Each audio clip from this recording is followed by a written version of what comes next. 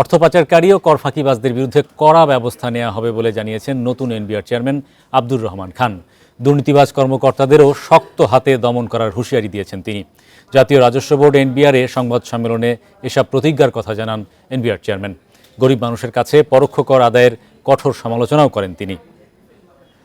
প্রিয় নম্বর সেট করে বিকাশে সেন্ড মানি করুন ফ্রি।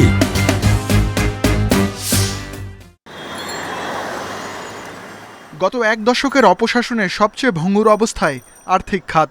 মার্কিন সংস্থা গ্লোবাল ফিনান্সিয়াল ইন্টিগ্রিটির হিসাবে প্রতি বছর বাংলাদেশ থেকে পাচার হয় বিলিয়ন ডলার অর্থ, যার প্রায় ৮০ ভাগই যায় আমদানি রপ্তানি বাণিজ্যের নামে।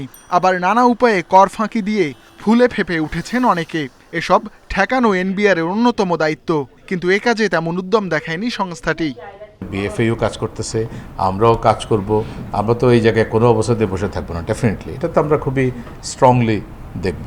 এটা ডেফিনেটলি আমরা স্ট্রংলি কাজ করব। এনবিআর-এ এসে প্রথম দিনে গণমাধ্যম কর্মীদের সঙ্গে মত বিনিময় করেন নতুন চেয়ারম্যান। বলেন, এনবিআর-এ দুর্বৃত্ত তৈরি হতে দেয়া হবে না।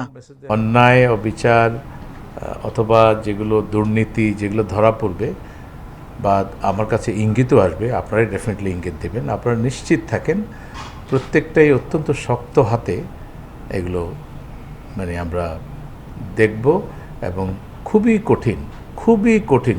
কঠোর সিদ্ধান্ত নেব।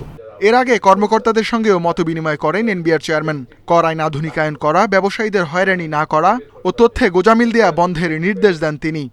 ডিউ ডিলিজেন্স এবং প্রপার প্ল্যানিং এবং এটার এক্সিকিউশন, হার্ড ওয়ার্ক করতে হবে, তাদেরকে ইন্টেন্স হার্ড ওয়ার্ক করতে হবে। হার্ড ওয়ার্ক করলে অবশ্যই রেজাল্ট আসবে। এনবিআর চেয়ারম্যান জানান, রাজস্বের 2/3 পরোক্ষ কর। এটি সভ্য দেশের লক্ষ্য নয় বলেও মন্তব্য করেন তিনি। Ruhul Amin, independent news, Dhaka.